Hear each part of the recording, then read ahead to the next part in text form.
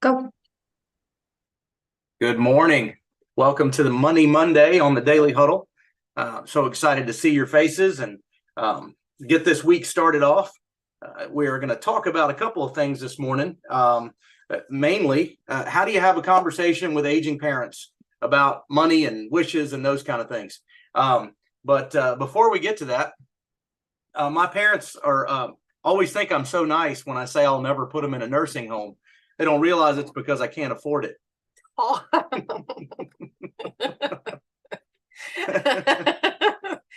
And Zach's cheesy joke for y'all this morning. I hope you all laugh as like you did. yeah.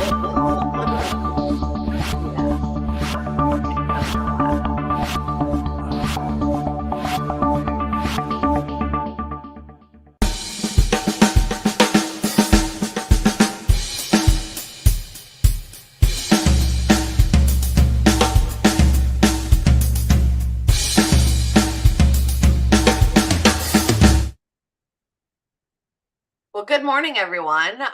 As Zach said, it is Monday, right? Money Monday, November 13th. So welcome and thank you for joining us. I'm Kimberly. This is Zach, and we are coming to you as hosts of the Daily Huddle today. I noticed we're streaming live on YouTube instead of Facebook, so that's exciting. We'll see where this goes and where this takes us. But anyway, so you guys make that little note as well. Before we get started and talk about our topic of the day, we have some questions for you guys. I know you all heard Zach's cheesy joke, so we'll move forward past his. Maybe you should be a stand-up. Maybe I should. There are some really funny dad jokes in there my kids could appreciate. Chase, I see you this morning. What time is it and what are you grateful for today? Grand day. It is the time that is now, right now. And you know what? I'm grateful for you today, Zach. I really am. Oh. I really like you. I think you're a great person, man. You and your wife are beautiful people, and I enjoyed our time together. So the gratefulness goes to you, my brother. Well, thank you. And back in your direction. That day we sat together in Atlanta at our live event was eye-opening and fantastic, and I really enjoyed spending time with you as well. So thank you for that. Yes, sir. All right. Sorrel, where are you and who will you hug today? The $1 million question. As always, I am here, right where I'm supposed to be. And I'm grateful for that. Grateful for being present. And I'm going to hug my 3 sons and my wife. Good hugs. Lots of hugs. Mhm. All right. Rashida, how are you today? I am blessed and oh my goodness, I'm not stressed at all. Nothing can stress me. I stress myself, but nobody can stress me. I always love your happy Monday morning hellos. So thank you for joining us very much so. Well, we have an important topic today, right? Our question of the day is, how do I speak to my aging parents about their finances? How do I talk to them? And I'm going to go ahead and throw out this disclaimer in case my parents watch this, because they'll be like, I am not aging, right? They'll be so mad at me. So I'm not talking about my parents specifically, in case you guys watch or you're watching, or Zach's. We're just saying in general, right? So how do we talk to our parents about money and aging and their finances and make sure that they're protected? And I think it's a really big conversation. The first thing I would say is talk to them, right? Open your mouth, say something, talk to them. And sometimes that might not be a comfortable conversation first, right? So you're going to have to meet them where they are, and you're going to have to talk to them about their current situation, their current circumstances, without just making demands and controlling the conversation situation, right? Because we have to remember it's still their money, it's still their lives, it's still their wishes, but we need to be there to support them and to help them, and maybe at some point take over more support and more help as things progress and as they can't do it, or don't want to do it when they get older. What do you have? You're a master communicator, right? So Zach is, if you didn't know that, like he's a great wordsmith. So if I have anything hard to say or mean to say, I tell Zach what I need to say, and then he helps me say it, because I don't quite say things as politely as I should sometimes. You are direct. I would say that. So it's all done with love, but Zach's love sounds nicer than mine. No, I mean, I think when it comes to this situation, and comes with any communication, I think the first thing that you have to do, anybody needs to do, is to put yourself in that other person's shoes, and see it from where they're coming from. That's where that I think a lot of people drop the ball in a conversation, or especially when you're on two different sides of an argument, if you will, is that it's more about articulating why you're concerned about this than it is about understanding what that other person's concerns might be. So when you're talking to parents or to an elderly person or somebody that's growing older, right? I know all those are sensitive terms. You have to realize that nobody sees themselves as that. Nobody wants to talk about generation creep and the fact that they have now become their parents' age and their parents have become their grandparents' age. Nobody wants to talk about that on a regular basis or ever, right? So what you have to do is realize one of the things that most people do not ever want to do is give up control of their decision making, their money, and the admission of the fact that that might be around the corner, that might be something that it's one of the difficult conversations to have, period. So realizing that one of the big reasons you want to have these conversations is it's so prior to actually needing to know what your relative or your client's wishes, your parents' wishes, whatever. You want them to be able to articulate those wishes to you while they still can in a lucid state, right? So having that conversation saying, this is not at all something that we're worried about right now or that you have to deal with right now. We know you've got it all together and we know everything, but we've dealt with X. We've dealt with these people that have had this situation. Or my friends did, right. or whatever those stories are that you know that you've been exposed to. And I know you like to control everything. I would throw that right back. I know you like to control things. So I want you to know you have control of this entire situation. I just want to know how you want it to play out. I want to know how you want this to work so that I can make sure it's done your way. And when you start with that kind of a conversation, not the, okay, I know that you're going to be my problem one day, right? And I'm going to have to handle all this stuff. That's how I would say it's a similar conversation, but it's delivered in a completely different way. So that when we say meet them where they are, that's the big thing, right? Where are you? What are you thinking about? Have you thought about these kind of things? And always relate it to a situation that you have seen or dealt with, to get that moving in that direction. And I would say, for most people, they don't want to talk about life insurance. They don't want to talk about their wills and their trusts and their final plans. And they don't want to talk about powers of attorney. They don't want to talk about that, right? They want to live. They want to be excited about life. They want to move forward every day. And that is understandable. We do too, right? We don't want to dwell in the what ifs. But if we have that conversation one time, and we get it all down and understood, and all the entire family knows what's happening when, if, then we don't have to worry about it anymore. You don't have to worry about it anymore. And it's not a conversation or something we need to continue to talk about every single time. So even if it isn't a reality or a conversation you want to face, put it down, put it on paper. It's so much easier for you. It's so much easier for your children or your caregivers or whoever that may be. Hopefully 300 years from now, right? Whenever the time comes, but putting it on paper, having that conversation, making sure your wishes are known are huge. One of the conversations that I think is important, and sometimes we take for granted, I know we do, we're kind of aware, obviously, of our parents' financial situations, right? All of them, at least to some extent. Some we know intimately and some we have a general idea, but If you don't know, you should, right? You don't have to know their everything, but you need to know, do you have enough money to retire? Can you live comfortably during retirement? What does that look like for you? It doesn't mean that you have to, stop funding your retirement or stop paying for your children or whatever that portion of your life is, but it does mean that you need to be aware and you need to help them with resources and understanding if maybe they don't have enough to retire. And just look at that. One of the things, and then I'll let you kind of talk to this point. One of the things that I think is huge, and we talk about this all of the time with you guys when we're talking about looking at your own personal finances and your financial plan and where do you start and what does that look like?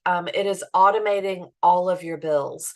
Most people get a systematic paycheck, right? Every single month, every 2 weeks, whatever that looks like, they know how much money they have coming in and what they can count on.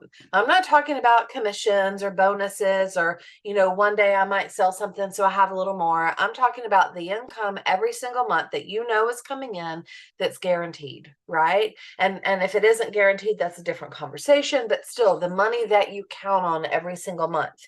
So what does that look like? And then automate all of your bills. You should do this whether you're aging or not, right? We're all aging, by the way. Oh, there you go. That stab in the heart, right? Oh, anyway, you should all automate your bills, especially your credit reporting liabilities, but automate all of your bills. I'll tell you, Zach might get mad at me. So all of our bills are automated except for our power bill. I got a really nasty phone call last week. It was like, your power is going to be cut off. I was like, oh God. And I had to go and pay my power bill. And it's not automated. 2 months worth. It's not automated just because I want to see what it is. I want to make sure. And if I don't do it that way, then I don't pay attention to it. Yeah. But automate even your parents' power bill, because that's an important one to automate. But anyway, seriously, automate those bills because it's something that your parents won't have to worry about, right? It's something that they've got enough money coming in every single month. That you have it budgeted out as far as what's coming in, and automate those. If you have to have a bills account and a free money account, great. If somebody brings in $5,000 a month and $3,500 of it goes to pay all their bills, leave $3,500 in the bill account and pull out $1,500. That can be automated as well, right? And then they know which account they spend from, and for sure that all of their bills are always paid. I think it's also a really important thing to sit down, maybe every 6 months to a year. You don't have to do this every single month, but to review their statements, yours too, but bank account statements, credit card statements, things like that. Just look at them. Typically, if you've got recurring payments and things like that, a subscription or something that you forgot to cancel, you're probably going to see that every single month, not once a year. So I think that monthly snapshot twice a year is plenty to just make sure that you're not bleeding out somewhere, because sometimes we have so many things going out. I know, and you got a story about your grandparents and their Reader's Digest, remember? Yeah. So anyway. Yeah, no, I mean, your story time. I wasn't gonna throw that out there from a personal perspective, but now you are. My grandfather passed away several years ago now, and he had Alzheimer's, and in the early stages of Alzheimer's, he was still very much about getting bills, and when the bills came in the mail, wrote a check, mailed it off immediately. There was no delay, there was no nothing, so it was a very manual process. Well, Reader's Digest would send. I don't know if they still do that, but they did way back. They would send these things out that were offers to purchase a set of VHS tapes or something like that. And every time he got one of those from Reader's Digest, for years, we found out he was writing a check and paying it off, and they were sending it to him. They were sending we found all these unopened things in the basement that had been just put down there in storage. So you have to, that's why you want to look at those kind of things. A lot of, the generation now that is getting into this time frame, and they didn't grow up on technology. Heck, we didn't grow up on technology. I got my first cell phone. I bought it myself when I was in college. I didn't have these screens like my kids did when they were younger. And even now, when I sold computers at Radio Shack in college, the desktop computer that cost $4,000 did less than our current iPhones do. So, this is for me, it's big, right? For my parents and for my grandparents, it was massive to see that change. So that's one of the things that we want to talk about also, is moving them into that technology world and being involved with that, because the scammers are out there right now taking advantage of people that are and if you've got any email accounts right now, this time of year, it's massive. People are sending you got a free gift card.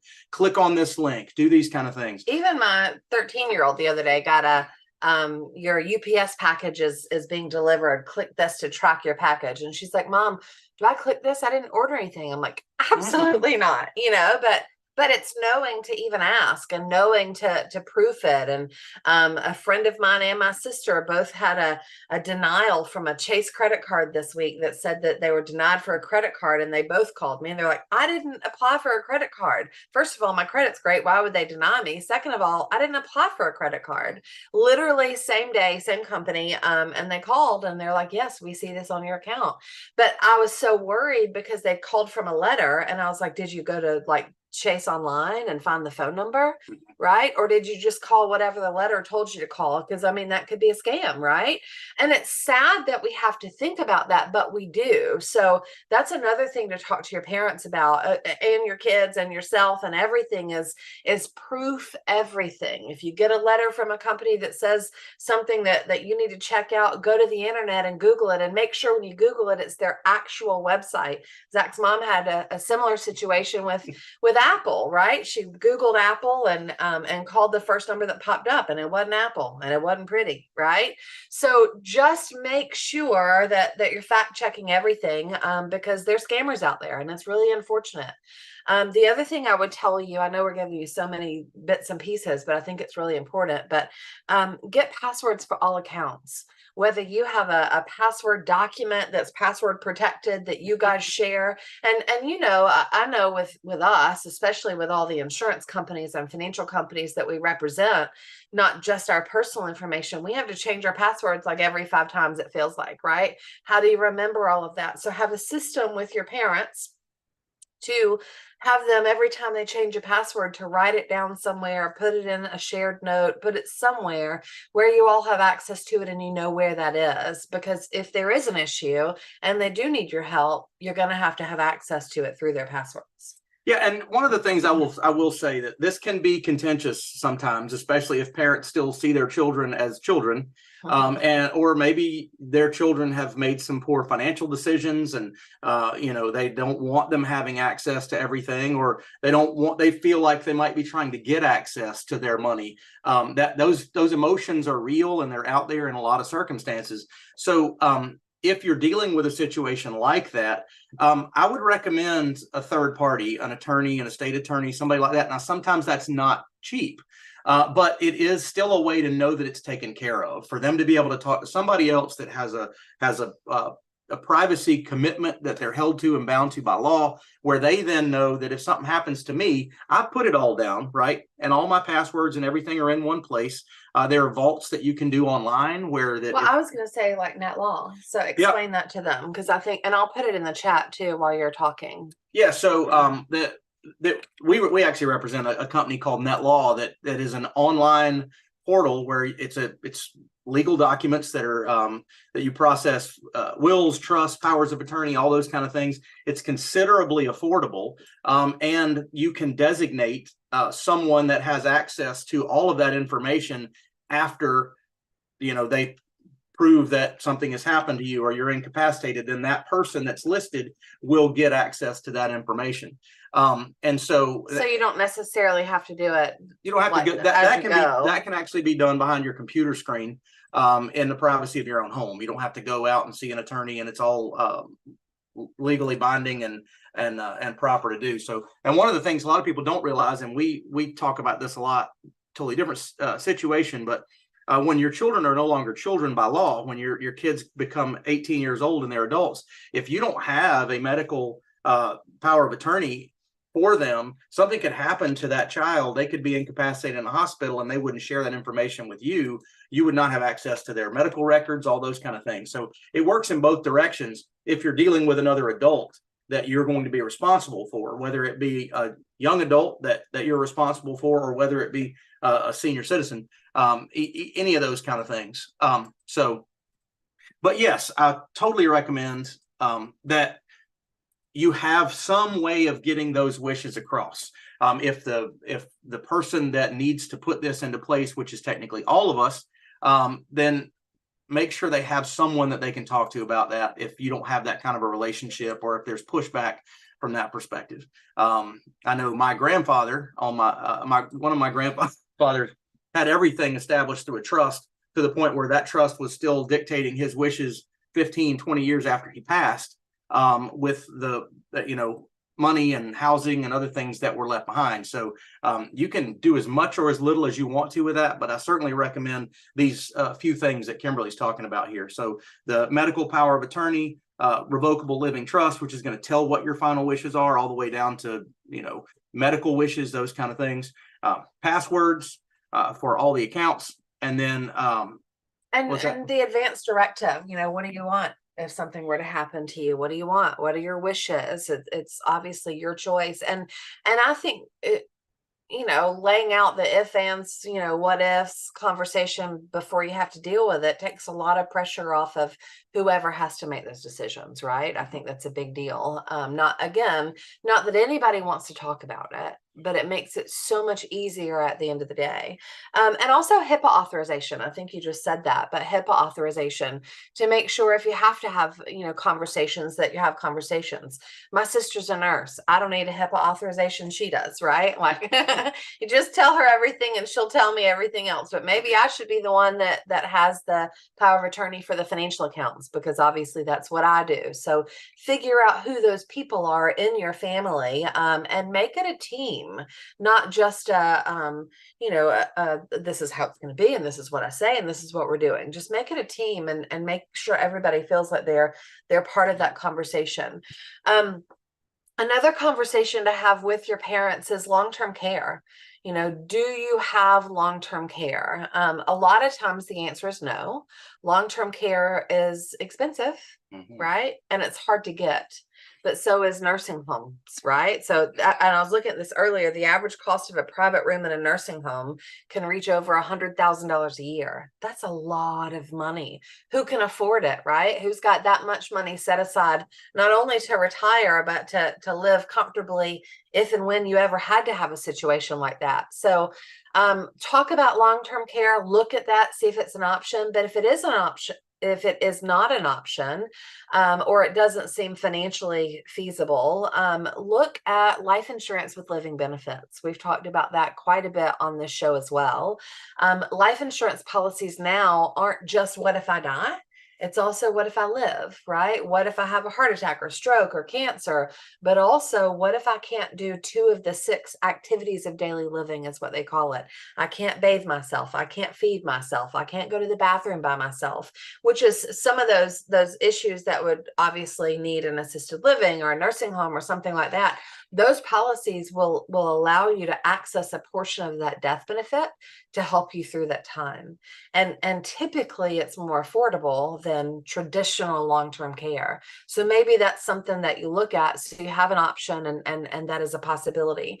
And maybe it's not an option at all, but regardless, have the conversation and know that, because when you get sick or when you get too old, it's too late. Right? So if there's anything you can do preventatively, do it preventatively. And then we can go to the beach, and we can go on the boat, and we can enjoy our life, and we can listen to music, and we don't have to talk about this anymore.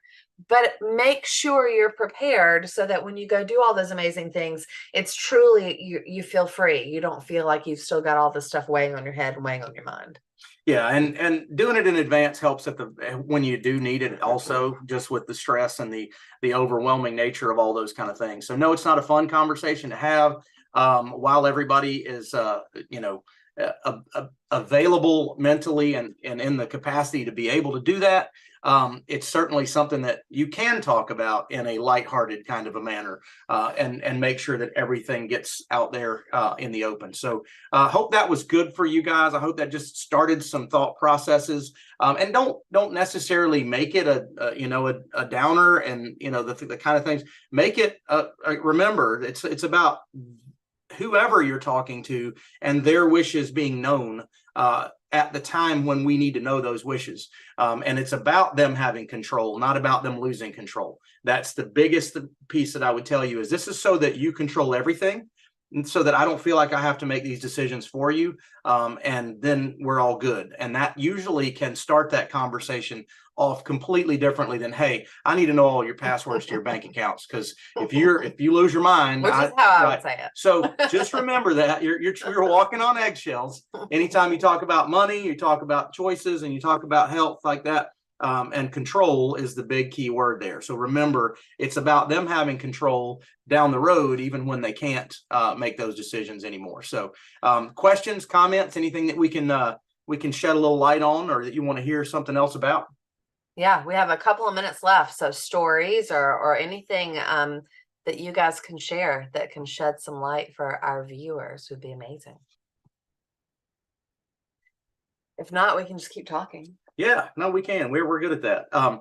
So, and really, there's no pressure in this situation. Sometimes even sharing something is personal, that's something that you might have dealt with. I can tell you that we've dealt with this from a client perspective a lot, and multiple children have a tendency to make things difficult because they've all grown and gone in different directions. They all have different viewpoints on things.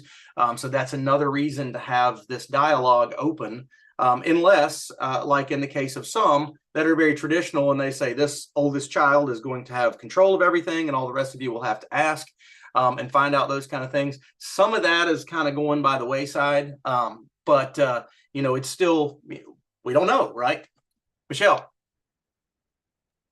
Yeah, so my mom had an accident and became, she had to be put in a rehabilitation place.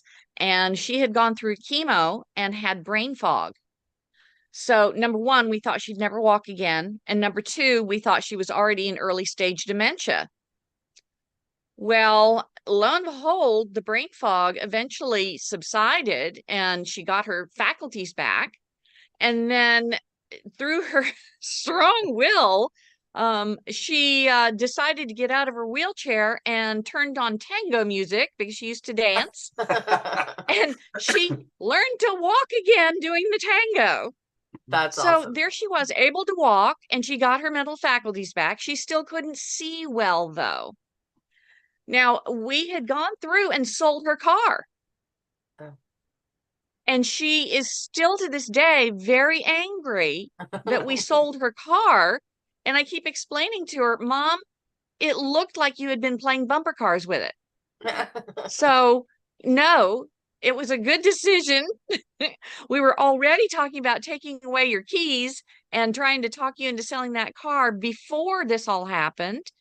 But, dealing with rolling things back once you've taken over, if the situation changes, is something that I had to deal with. Yeah, and it's great in the fact that going backwards becoming more healthy is not something necessarily that people do once they've started to go downhill like that. So that's a great story from that perspective.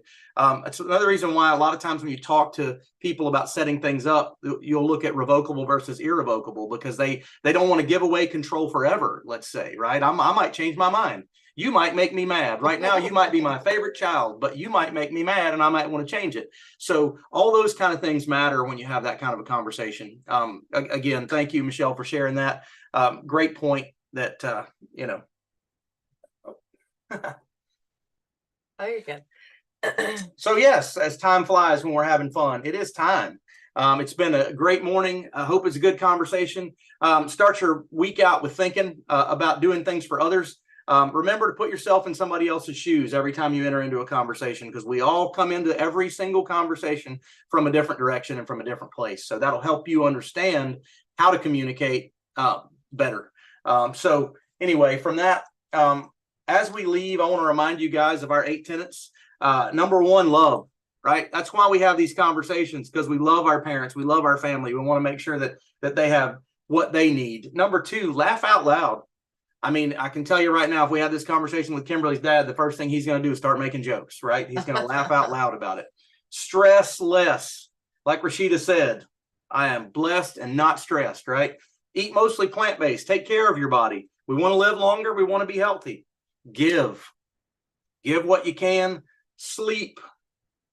Get up and move. When we get off of this Zoom right now, get up and move. Go get yourself another cup of coffee or whatever else. And then finally, take a pause. Before you make any reactions, decisions, anything like that, check yourself before you wreck yourself. Guys, good to see you. Good to talk to you this morning. And we'll see you same time, same place tomorrow on the Daily Huddle. Bye, guys.